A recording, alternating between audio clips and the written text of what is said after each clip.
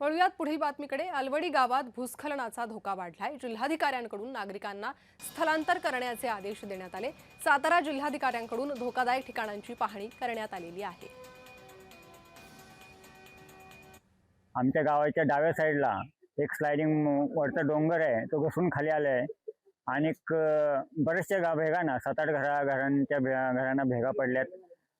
बरेचशा रस्त्यांना भेगा पडल्यात आणि इतरांना खूप अवघड झालंय। रात्रीच्या वेळे लोक झोपेमध्ये कुठला प्रकार घडेल किंवा काय होईल, मग ह्याच्यासाठी आम्ही एक शासनाने जे आम्हाला सांगितले त्या शासनाच्या नियमाप्रमाणे आम्ही दुसरीकडे स्थलांतर होण्यास तयार आहे।